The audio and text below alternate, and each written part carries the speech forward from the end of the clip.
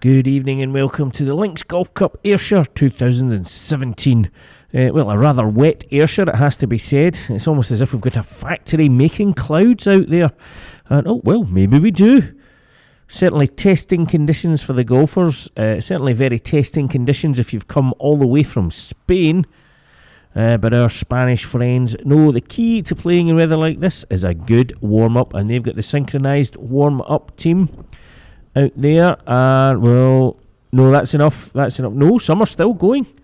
Some are still 10 minutes. He's been there, and well, I think we should go out and try and get some action.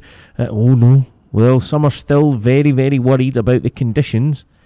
Well, I don't know what we're looking up there on the phone. Perhaps some golf tips on how to get through. Can I drown playing golf in Scotland? I think that should be translated as, the answer is, well, we'll soon find out, that's for sure. Good luck out there. Waterproof's on, time for some action.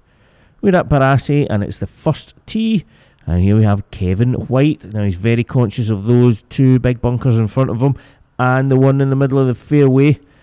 From where he's standing, he wants to avoid them, but like I say, from where he's standing, he can't see that hidden bunker behind those bushes.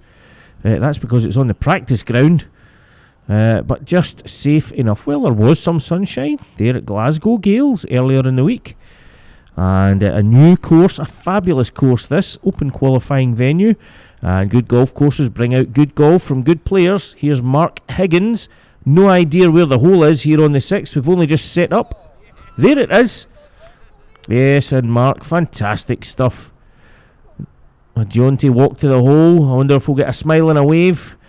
Yes, he usually knows where the cameras are. Yes, we were filming. He was saving that up. In fact, that's the only time he did it. Can't do it when the cameras aren't there. Now, back to the first at Barassi, Pedro Garcia. And, well, that's not very... Well, heading towards the green there, unfortunately. It's his first time on this course, and his playing partners haven't pointed out that that's the green he should be aiming for. Best to move off. Back to Glasgow Gales, the 6th. And Bruce Nielsen. Well, when it's windy out there, a good shot to have in your bag is the pitch and run. And, well, that's what Bruce is going for. Not such a great idea when there's a huge bunker at the front of the green. But I like the way... Good thinking there. Good thinking. But here's a man who has absolutely mastered that shot, it has to be said. Nick Rabath uses the pitch and run wherever he can. And wherever he shouldn't. Yes, not great for through the heather either. Well, these guys are going to have to rethink their strategy for low scoring out there this week. We can go back to Barassi and the 8th. And Stephen Leach. Well, the weather really is coming in at this point. But Stephen, will it affect his normal game? Yes, it's absolutely affecting his normal, natural game. There's no way he would ever hit it that close on a fine sunny day. Well, perhaps the rain is what he needs. Now, Glasgow Gales, 16th. Mark Elmy, awkward lie in the bunker, but we should see this ball fly up straight towards us and onto the green. Or maybe, it should go off at right angles. Playing partners in danger there, but just managed to hold back. And an interesting zigzag route there from Mark. I'm sure he'll get there eventually. Now, back to Barassi. And here we have Steve Phillips. Now, just off the edge of the green. Very tricky green to hit and hold this. So what you need is a good short game. Need nice touch, feel, control, power, distance, strength, top spin. Steve's got the lot. Just doesn't quite know where to apply what. Now, we can go to the 13th at Glasgow Gales. Tom Hogg, playing left-handed this year, just to give the others a chance. Oh dear, I never like to see that. Indecision and a change of club. Well, yes, he's gone from, well, I'm not sure if that's enough club that he's got himself now. Like I say, I never like to see indecision, a last-minute change. Well, I guess we'll just have to wait and see. Has he made the right club selection? The ball in the wispy rough there. No, I think he's under-clubbed. Yes, should have stuck with the original selection, I think. We can move back to the 6th. And Brian Carter. Well, I'm surprised to see him putting this. I know it's a competition and we have to play by the rules. And perhaps his playing partners haven't gotten to know him too quickly. But quite frankly, in Brian's world, that's a gimme. Yeah, it's just a tap in. But playing by the rules, quite right too. Obliging, just rolls it into the middle of the hole. Now we can move out to 12. And, well, a new competition this year for all you viewers. Guess the wind. Where is the wind coming from? Well, Kevin White might be able to give us a step for a hint. And you have to say, looking back the way that is, as we look at it, our left to right wind. The wind is coming from our left. Kevin out with Alan Weezer. And, well, who guessed left to right? If you guessed left to right, Kevin's shot would tell you that you were correct. However, looking at Alan's, quite frankly, the wind direction is anybody's guess. Well, perhaps they've fallen out, trying to stay away from each other as much as possible. Now, Dundonald, the 6th. John O'Neill, no idea if this is getting anywhere near the flag. It's getting pretty close to the flag. Well, he's a local, and it shows. That's good course knowledge for you. Nice shot from John O'Neill. Back to Glasgow Gales, though, and this is not John O'Neill. It's his lookalike, Stephen Leach. Now, Stephen... Tricky green this when you launch it up into the air. Sometimes you're in the hands of the gods. He needs a lucky bounce here. Fair to say that wasn't such a lucky bounce. Oh dear, Stephen. And well, I'm sure the luck will even out throughout the round. And that ball really going 40 yards further than it should have. But that's what links golf is all about. Now back to Barassi and Bruce Nielsen. Well, Frank Connolly not too happy about tending the flag there, just taking it out. He thinks that Bruce has got no chance. And, well, he's eventually been persuaded into holding the flag for him. Bruce pretty confident he can maybe see this in.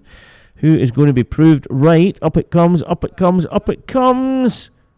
Oh, well, Frank was right. Absolutely no chance of holding it from back there. Not a bad effort, though. Just hung on the edge almost. Not quite on the edge. Here we've got Kevin Nesbitt at Dundonald. Now that's on the edge. That is right on the edge. Take your time getting up to that hole there. That could still drop. Oh my goodness, that is defying the laws of physics. Somebody jump up and down. And where's the wind when you need it? Well, the shortest putt we've filmed this week. And, well, Kevin just glad to see that in, knowing his putting game. Now, out to the 5th Glasgow Gales, Dirk Pinnell. Nicely on in the middle of the fairway. Pretty unusual position for Dirk. In fact, he's not happy with it. And he's heading back to his natural habitat. Thick, rough. Far more comfortable over there, has to be said. Now, Chris Rowland, he's out with Dirk, and he watched Dirk's shot. Doesn't want to make the same mistake, so he's just laid up short of the rough. Interesting, neither of them fancied actually going for the green. That would be my choice, but still, never mind. Now, Frank Connolly here on the 11th at Barassi. And that looks good, that looks good, that looks good. That is in. What a wonderful putt and a great celebration. No wonder he's smiling. Yes, that is a fantastic 7. Well, I thought he was sure for an 8, and he did too. Well, at least he didn't roll his first putt past. That's exactly what happened here at the 14th with Ian Skidmore. The sun came out, his first putt went away past. Oh dear. That's a shame. Oh, because he needed that for 2 points. There's nothing worse than a 3 putt. Except perhaps a 4 putt. And Ian struggling in these warm, sunny, calm conditions. Yes, we're just not used to it this week. Still, he'll just put it behind him. He's happy to be here. Now, a great supporter of these events, Martin Hanks. Glasgow Gales on the 6th. A new course for Martin. He's a true golf enthusiast. He's done his homework, and it shows. Beautiful shot to the heart of the green. Now we can... Oh, another change of club. We saw this earlier and it had a dramatic effect. Tim Woodcock. But sitting nicely in the middle of the fairway. Now the question is this the right club? The rain coming down and... I guess we'll never know if you're going to hit the ball like that. And oh dear, I'm worried for his health. Yes, watch your back picking that divot up. It went nearly as far as the ball. And, well, another 4 or 5 of them, I think, and you should be on the green. Don't know if there'll be any points left at that point.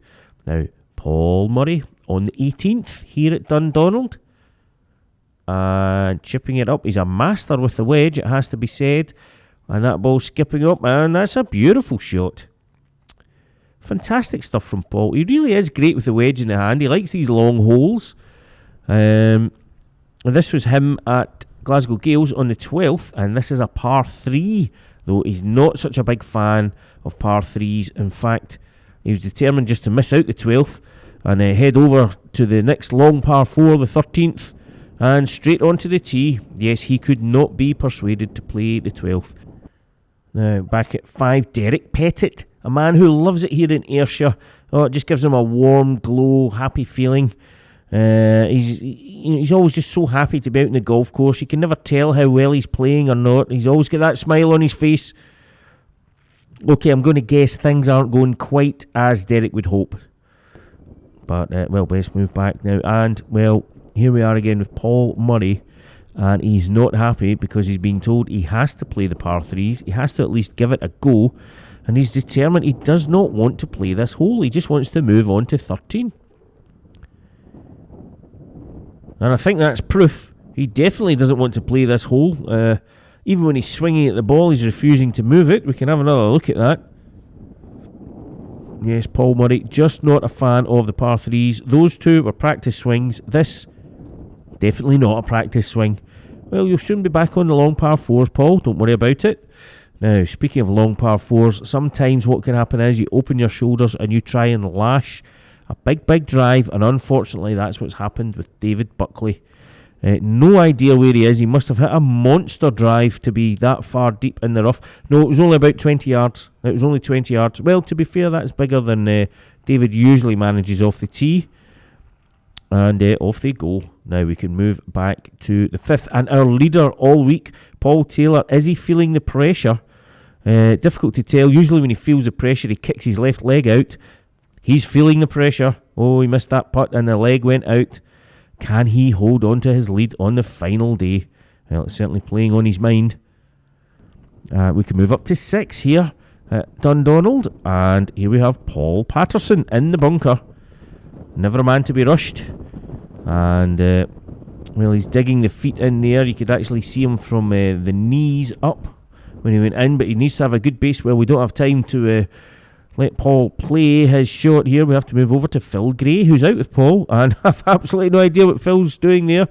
He needs to retrieve a ball. And he's got it. Oh, it's back in. Oh dear. And Phil's struggling to work the rate. You could just go in and pick it up. I mean, you've got plenty of time. It's not as if you're having to rush because Paul Patterson's found his way out the bunker. And is this worth waiting for? Tremendous action there from Paul. Oh dear, I don't know if we've got quite enough memory in the camera to go through the whole process again.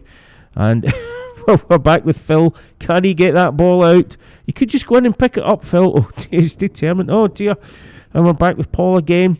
Well, to be fair to Paul, that was his first attempt. This was his second attempt. And still for 2 points. Oh, not quite. For a tremendous second effort. I think he must have rushed the first one. Now, answers on a postcard, please. Alan Weezer, what is going on? He's trying to drill himself into the ground. I'm not too sure. Well, maybe he's on the green, I was going to say, but he's in the middle of the fairway. And who knows? Just walking around, looking at balls. Doesn't even know the camera's there. Yes, he does. And actually, to be fair, let's move up to 18. And this was Alan finishing off for the week. We've had some fun at everybody's expense. Yes, we did get that. It's nice to show a putt going in the last, because I tell you what, every one of you competitors out there this week has earned my respect and admiration seeing through that weather. So with that, it's time to say goodnight from the 2017 Lynx Golf Cup Ayrshire.